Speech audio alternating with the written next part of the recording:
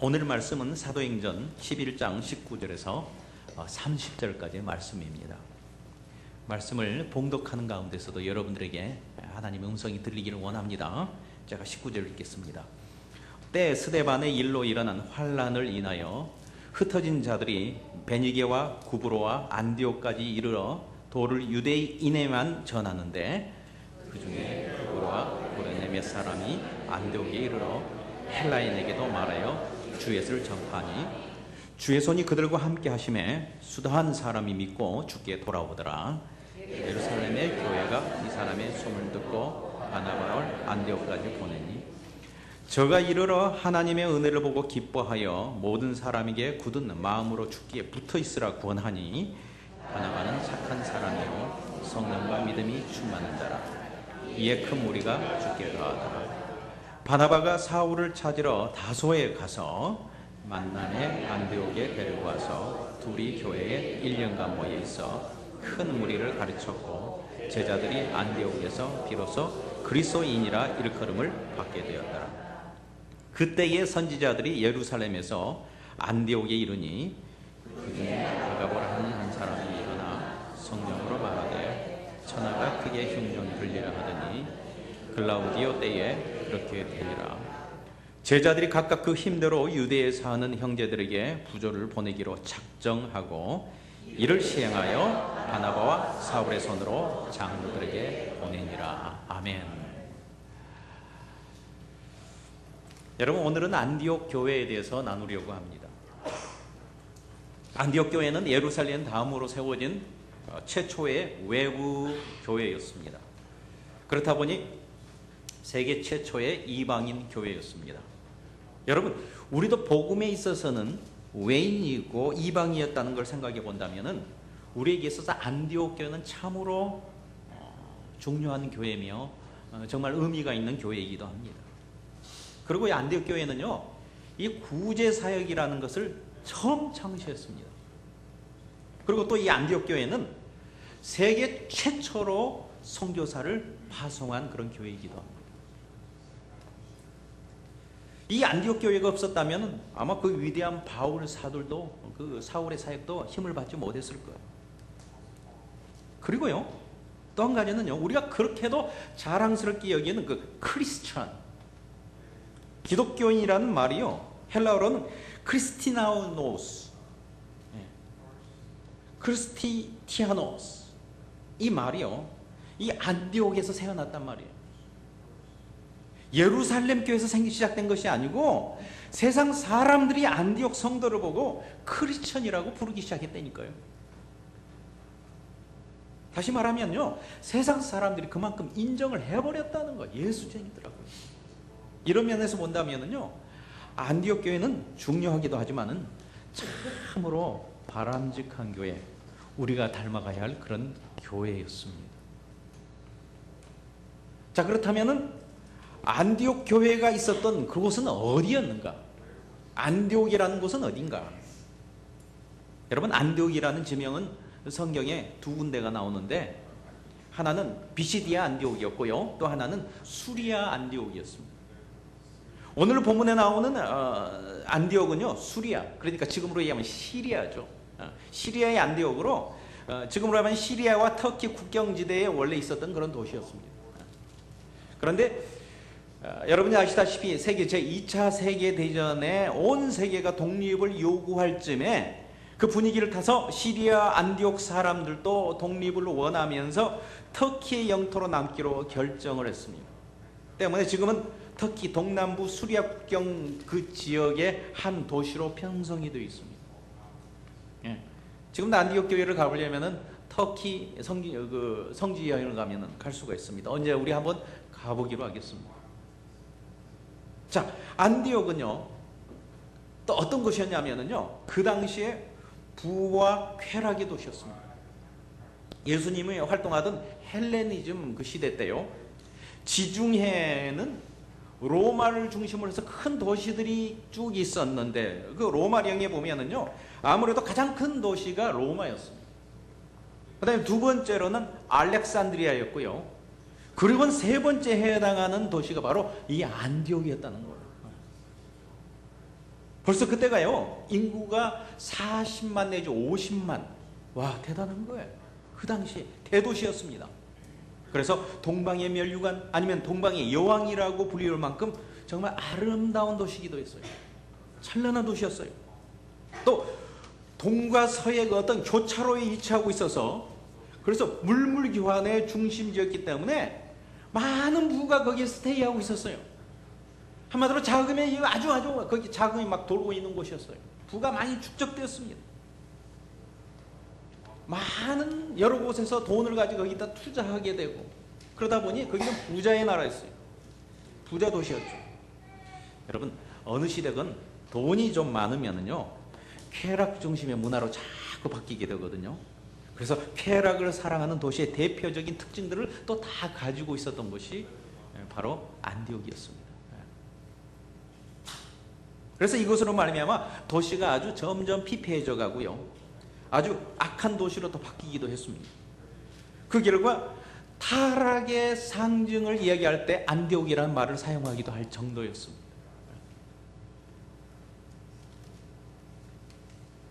또 안디옥은요, 이교 문화의 중심이 되다 보니까, 그래서 아폴로 신전 같은 데서는 수많은 몸을 파는 창녀들이 그렇게 사람을 유혹하는 그런 타락한 동네이기도 했습니다. 자, 그런데 이런 곳에서 안디옥 교회가 태어났는데, 이제 그렇다면 안디옥 교회의 설립 배경의 특징에 대해서 좀 알아보기로 하겠습니다. 이제 우리가 앞으로 살펴볼 사도행전 13장에 보면 이 안디옥 교회에 대해서 어떤 직설적으로 직접적으로 자세히 기록된 부분이 있긴 하지만은, 사실 오늘 우리가 읽은 11장에서는 이 안디옥 교회에서 일어난 성도들의 얘기가 살짝 나와 있습니다. 살짝 언급이 돼서, 그렇지만은 이것은 살짝이지만은 안디옥 교회의 설립 배경인 어떤 초보의 어떤 그런 제일 먼저 있었던 얘기이기 때문에 아주 중요한 자료라고 얘기할 수 있습니다. 자, 그렇다면은 안디옥 교회는 어떻게 세워졌나? 첫 번째로 안디옥 교회는요, 피난민에 의해서 세워진 교회였습니다. 우리가 사도행전 7장에서 배웠던 것처럼 스데반의 순교 사건 이후에서 예루살렘에 있던 많은 신자들이 유대인들의 핍박을 피해서 이곳저곳 흩어졌는데, 바로 이곳 안디옥에 제법 많은 사람들이 정착을 하게 되었습니다. 그런데 그들이 그곳에 와서도 하는 일이 결국은 복음 전하는 일이었고, 복음을 전하고 다녔다는 것이죠. 그 일로 말미암아 이 안디옥 교회가 세워졌다는 사실입니다. 여러분, 좋은 교회가 세워졌을 때는 참 이상하게도 이 피난과 많은 관계가 있습니다. 피난. 아시다시피 한국 남쪽에 많은 좋은 교회, 훌륭한 교회들을 보면은요, 이북의 피난민으로부터 시작된 교회가 참 많은 거 여러분 아시죠? 피난 중에 판잣집에서, 아니면은 그 박스집에서 거지로 살면서, 그렇지만 피난처 대신 하나님을 의뢰하고 삶이 끼고할 때마다 모여서 생사화복을 주관하신 하나님을 의지하면서 소망을 가지면서 그걸 꿈을 꾸면서 예배를 드린 것이죠. 그렇게 해서 그렇게 모이는 것이 좋은 교회가 됐다는 거 아시죠? 사실 이 미국 대륙에 교회 나라가 세워지는 것은 이것도 신앙의 핍박을 피해서 신앙의 자유를 찾아 피난 오는 사람들에 의해서 생긴 거 아닌가요? 그들의 처음 삶은 마치 정말 거지 이하였죠. 얼마나 힘들었으면, 얼마나 없었으면, 얼마나 벗었으면 첫 겨울을 나는 동안에 반 이상이 굶어 죽었네요. 그렇지만 결국 그들은 온 세상에 영향력을 주었던 예배의 나라, 그 미국이 된 줄 믿습니다. 여러분, 필그림, 청교도 참 아름다운 말이지만 결국은 피난민들이에요. 여러분, 핍박을 피해 나온 좀 더 나은 곳으로 나가는 어떤 피난민, 이런 자들을 좀 다른 말로 고상하게 이야기하면 무슨 말이냐면요, 따라할 거예요, 이민자. 사실은 그렇죠. 원래 살던 곳이 더 만족되고 좋았으면 왜 그것을 또 떠나서 이민자가 됐겠어요? 아니, 어떤 경우는 먹고 사는 것은 나을지라도 그 다음에 어떤 사람 관계든 무슨 문제든지 그것이 닿지 않으니까 결국은 그것이 떠나는 거 아니겠어요? 더 나은 곳으로. 아이들 교육을 위해서. 맞아요. 그것도 결국은 그런 거 아니겠어요? 정동 고향일지라도 그곳을 떠난 이유가 분명히 있었을 거 아니에요. 그 이유가 무엇인가요? 찾아 나섰다면 떠난 이유가 있을 거 아니에요. 떠난 이유가 행복하고 좋은 것이었나요? 떠난 지역에 의해서? 아니요. 그게 아닙니다. 새로운 장소로 선택했다는 것은 결국은 옛 장소를 피했다는 말이에요. 그걸 떠났다는 말이에요. 한 인생에 있어서 고달픈 삶을 피한다는 것, 그리고 더 풍요로운 삶을 찾아 나선다는 것은 미련한 일이 아니라 그것은 지혜로운 일입니다. 그것은 어떤 면에 용기가 필요해요. 그리고 그것은 본능이고, 또한 이렇게 하는 것이 마땅히 추구해야 할 사람이 해야 될 일입니다. 그렇지만 하나님은요, 이런 일들을 통해서 더 크고 귀한 일을 행하시는데 그것은 복음을 전하는 일이며 교회를 세우는 일이었다는 사실입니다. 그래도 다행히 한국 이민자들은 가는 곳마다 세운 것이 뭐였죠? 교회였습니다. 이런 말 있잖아요. 중국 이민자들은 가는 곳마다 훌륭한 음식점이 세워지고, 라틴 사람들이 가는 곳엔 멋있는 술집이 생기고, 한국 사람들이 가는 곳은 꼭 교회가 세워진다고. 여러분 정말 그렇습니다. 이쪽에는 뭐 한국 사람이 많이 살아서 그렇지만은, 제가 한 15년 전에 덴버에서 살 때는요, 그 외곽으로 막 캔사스나 막 이상한 동네 가면은요, 없어요. 한국 사람 없는 것 같아요. 그냥 막 그런 데인데, 어느 골짜기든지 가스 넣으려고 들어가 보면은요, 꼭 있는 게 있어요. 한국 사람이. 뭐가 있는 줄 아세요? 뭐 한국 마켓. 그거보다 더 있는 게 뭔 줄 아세요? 비데오, 연속극, 빨간 글씨로. 조금 더 운전하고 가다 보면 뭐가 있는 줄 아세요? 교회.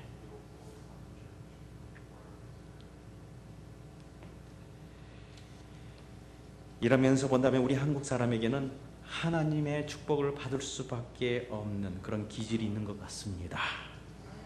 우리는 더 나은 선택을 해서 우리가 스스로 판단하고 결정을 해서 이 캘리포니아 일랜드 지역으로 이사를 왔지만, 사실 이렇게 결정할 수밖에 없게끔 우리의 모든 감정과 우리의 머리와 계산을 인도하시는 분은, 그 손길은 바로 하나님이셨고, 하나님이 그렇게 하신 목적이 있다면은 여러분이 알든 모르든 복음을 전하며 안디옥과 같은 교회를 세운 데 있다는 사실을 자각하시고 믿으시기 바랍니다.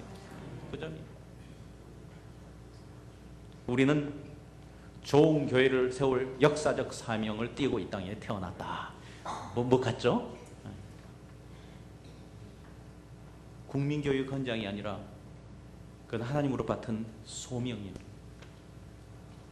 대헌장입니다.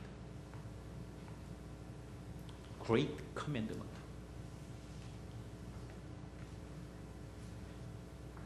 자, 두 번째로, 그런데 안디옥 교회는 유대인 이민자들에 이렇게 세워졌지만은 안디옥 교회의 부흥은 이방인들에 대해서 불이 붙었다는 사실입니다.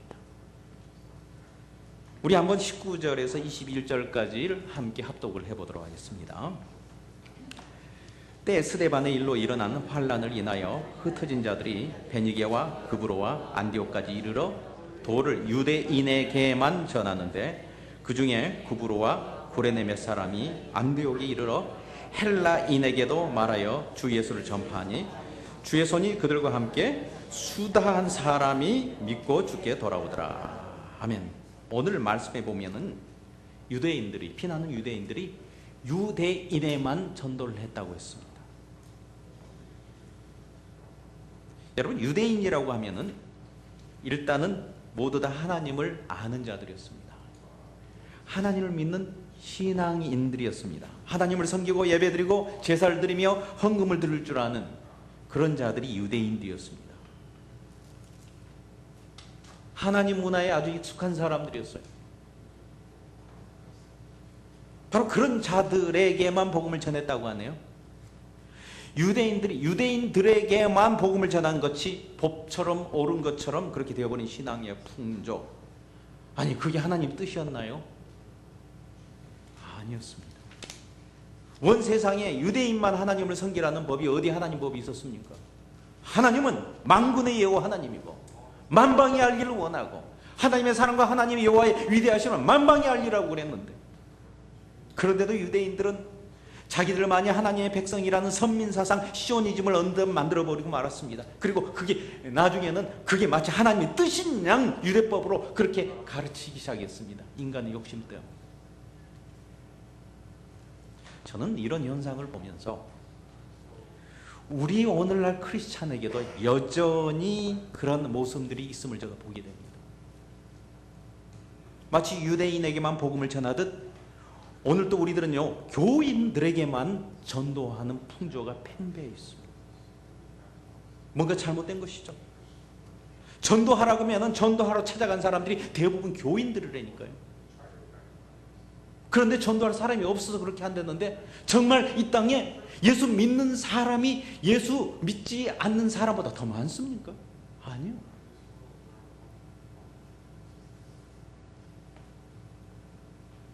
물론 교인들 중에서도 아직 고넬료와 같이 복음이 무엇인지를 모르는 그런 사람이 있어서 교회 안에서 전도를 해야 되고 교인 중에서도 전도를 해야 됩니다. 예, 또 시험이 들어서 교회 출석을 중단한 사람도 있어요. 예, 그런 사람은요, 피에로 와그나가처럼 말한 것처럼요, 거룩한 양도도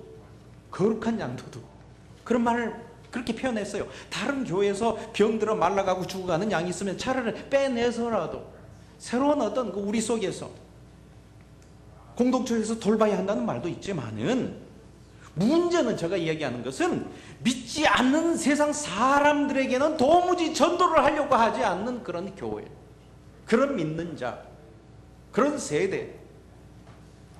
교회 시스템을 보면은 모든 시스템, 믿음이 좋은 사람들만을 붙들기 위해서 세팅되어 있고, 설교와 말씀도 이제 간 믿는 자나 초신자들에게 도무지 이해되지 않는 그런 예배와 말씀. 그래서 정말 심오하고 수준 높게 믿음이 좋은 자들에게만 계속 자극이 되고 그렇게 만족시키는 그런 예배와 말씀, 그런 프로그램들만 고집하고 요구하는 그런 풍조.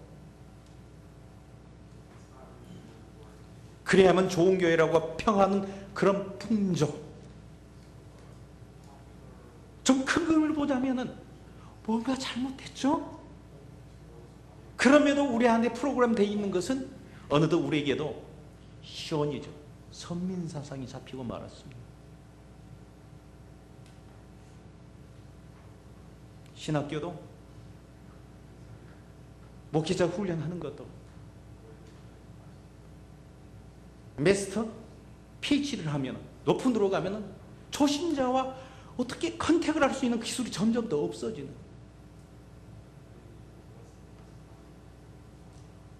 좀 뭔가 문제가 있지 않을까요? 여러분, 물론 교회가 아름답게 서려면은 좋은 일꾼들이 많이 와야 되는 줄 믿습니다. 그래서 주님께서요, 추수를 할 때요, 좋은 일꾼을 보내달라고 기도하라고 했습니다. 그러므로 우리도요, 믿음 좋은 일꾼들이, 그런 미리 이미 준비된 자들이 많이 오도록 기도해야 됩니다. 어차피 이사도 오고 하니까요. 그렇지만 동시에 믿지 않는 자를 향해 전도를 나가는 길도 열어야 될 줄 믿습니다. 네. 좋은 일꾼을 교회로 부르는 목적이 있다면은 끼리끼리 자라라는 게 아니고, 믿지 않는 세상 사람이 복음을 전하기 위해서 그렇게 하시는 주님의 의도인 줄을 믿습니다. 믿음이 전혀 없는 자들이나 이제 교회에 막 오신 그런 새 가족을 위한 기존 성도의 너그러운 배려들이 있어야 됩니다. 예수를 영접하는 자들이 막 생겨나고 세례를 받고 신앙이 입문이 된 자들이 막 새로 태어나는 것이 건강한 교회입니다. 그래야 하나님의 나라가 확장되고 부흥되는 거예요. 뭐라 그래요? 호주머니 돈, 싼입돈 그런 얘기 하잖아요. 우리가 호주머니면 저쪽은 쌈지예요. 포켓에서 포켓으로만 갔다 갔다 하는 것이 아니고, 그럴 수도 있죠. 그러나 외부에서는 수입이 있어야죠.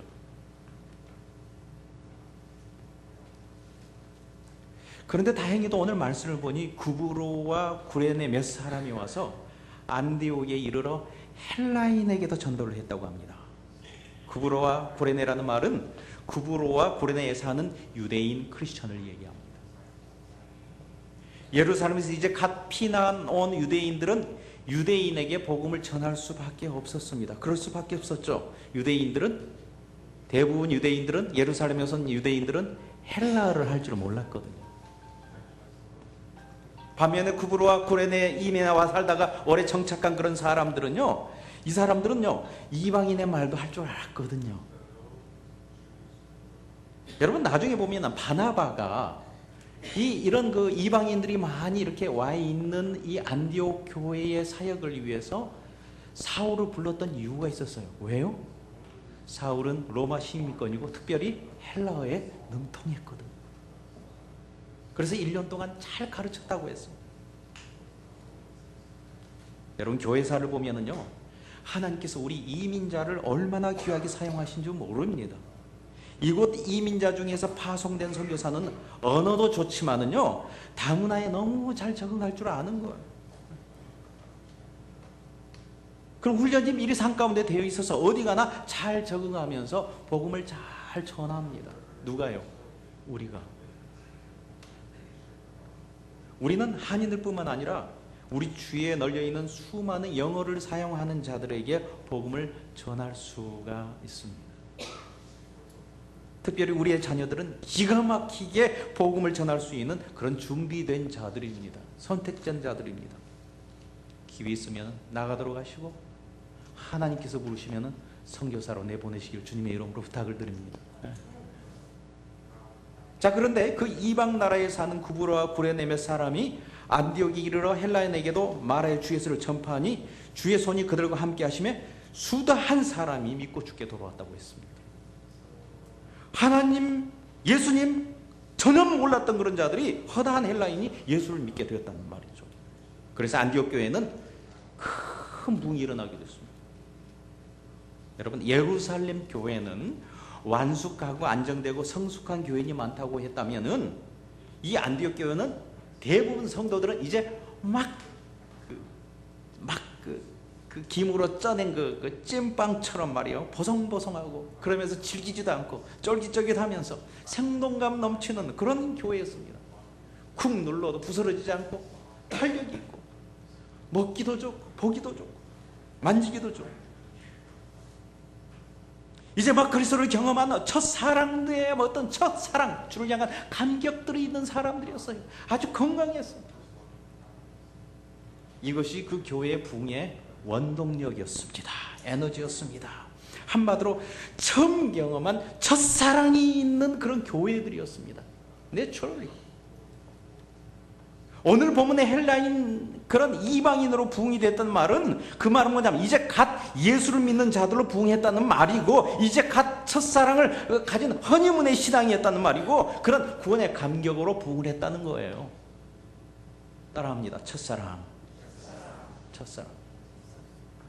여러분, 그러면 신앙의 연조가 있는 사람들은 교회 부흥을 이룰 수 없다는 말인가요? 아니요, 그런 말이 아니라니까요. 첫사랑의 감격을 찾으란 말인 줄 믿으시기 바랍니다. 첫사랑. 부부도 그래요. 완숙함, 익숙함 가지고 애기 생긴 줄 아세요? 내 말 무슨 말인지 모르네요. 불도 붙는 첫사랑이 있어야 애기가 생기는 거 아니겠어요? 밤낮? 모르세요? 우리는 그랬어요.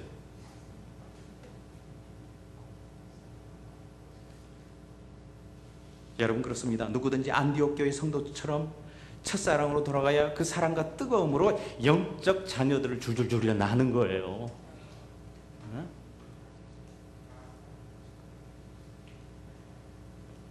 처음 믿음으로 돌아가지 않으면 교회의 부흥은 있을 수 없습니다.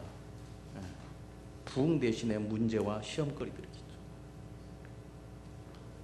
우리 교회가 그래야 되지 않을까요? 믿는 지 오래된 자들 대부분입니다. 이제는 첫사랑을 찾아 나가십시다. 그 첫사랑을 어디서 잃어버렸는지 그 근원지를 찾으십시다. 성경을 읽을 때마다 여전히 새로 보는 것 같은, 예수 그리스도의 사건을 볼 때마다 여전히 새로 대하는 복음처럼 새롭게 느껴지는 그런 성도, 그런 교회의 일을 간절히 축원합니다. 자, 마지막으로 한 가지만 더 살펴보기로 하겠습니다. 안디옥 교회는 어떤 교회였는가? 세 번째로, 안디옥 교회 성도는 가난한 자들이었습니다. 그러나 하나님께 부유한 자들이었습니다.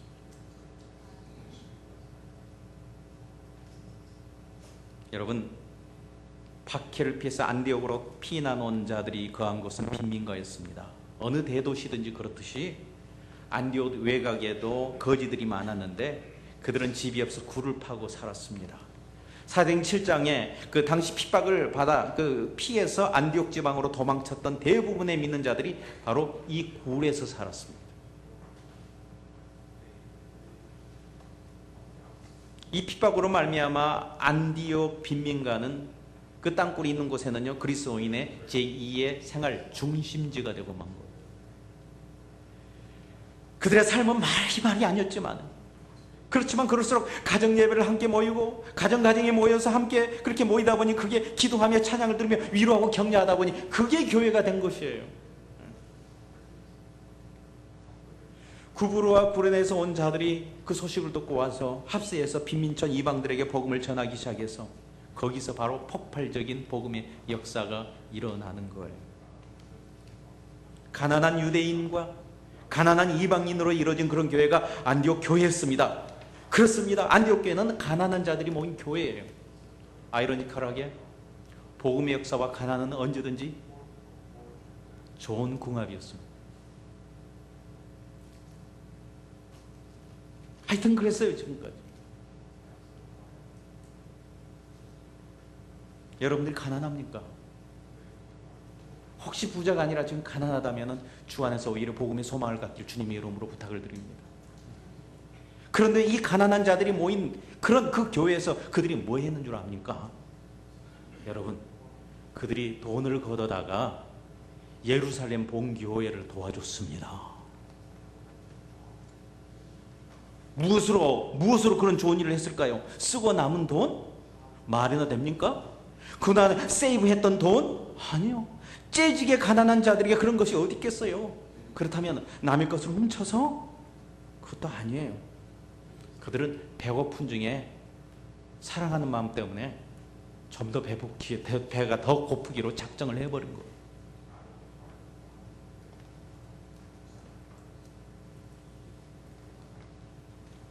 그리고 그들은 바나바와 사울을 선교사로 안수하여 파송을 했습니다. 그냥 보냈나요? 아니요. 그때 뱃삭이 얼마나 비싼데 여비, 처료비 등등 선교비를 마련해서 보냈습니다.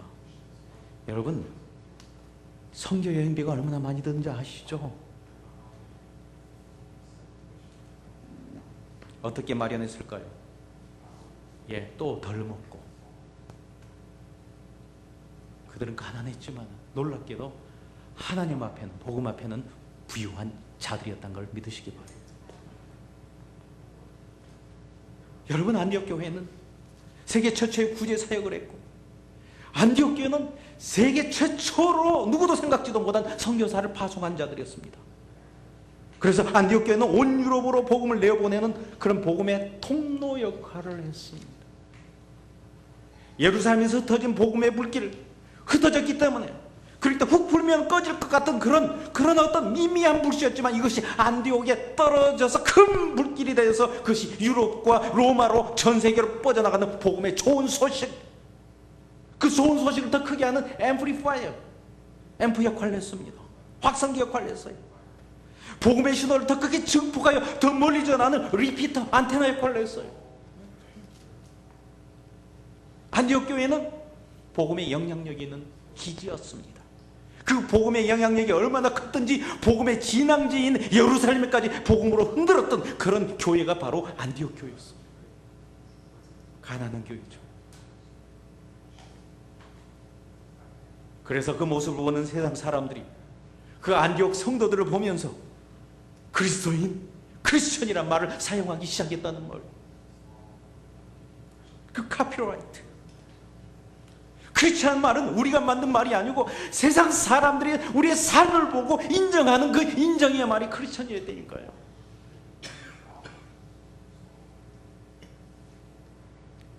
크리스천은 우리가 만든 말이 아니고 세상 사람들이 우리를 보고 인정하는 인증샷이었습니다. 사랑하는 여러분, 저는 오늘 말씀을 마치면서 우리서 가까운 이북에서 피난 나와 부산 일대를 잡아온 그런 거지 같은 그리스도인들, 그리고 인천 부근에서 피난을 나와 부득과 빈민가에서 신앙을 지키며 복음을 전하고 교회를 세웠던 피난민들의 거지 같은 인생들에게서 우리는 더 얘기를 나누길 원합니다. 그들은 가난했지만 하나님 앞에 부유했습니다.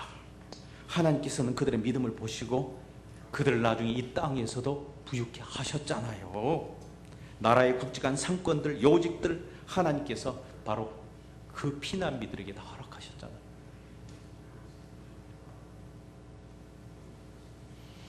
믿음의 피난민 청교들에게도 전 세계를 움직이는 그런 능력을 축복으로 부어주셨습니까? 우리가 지금 누리고 있지 않아요? 하나님 앞에 가난한 건 오히려 기회입니다. 우리는 그런 후예들입니다. 거슬러 올라가며 안디옥 교회의 후예들이기도 하지만은 자랑스러운 믿음의 나라 대한민국의 후예들입니다.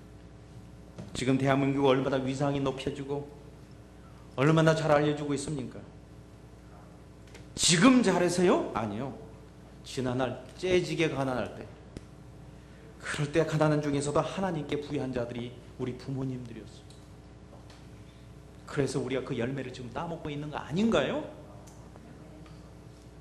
힘지 않고 어떻게 거두겠어요?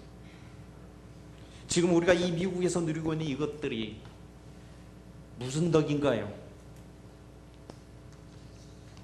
우리는 이런 아름다운 덕을 이어나가야 할 후예인 줄 믿습니다. 안디옥 교회를 세우시고 인도하셨던 그 동일하신 하나님이 이제는 여러분도 그리고 우리 교회도 안디옥 교회 성도와 같이 안디옥 교회 같이 쓰시려고 지금 소원하고 계신 줄 믿으시기 바랍니다. 여러분도 쓰임 받고 싶습니까? 그렇다면 믿음 생활 잘 하십시오. 첫사랑 회복하란 말입니다. 그런 성도, 그런 교회, 바로 우리 교회이기를 주님의 이름으로 축원합니다.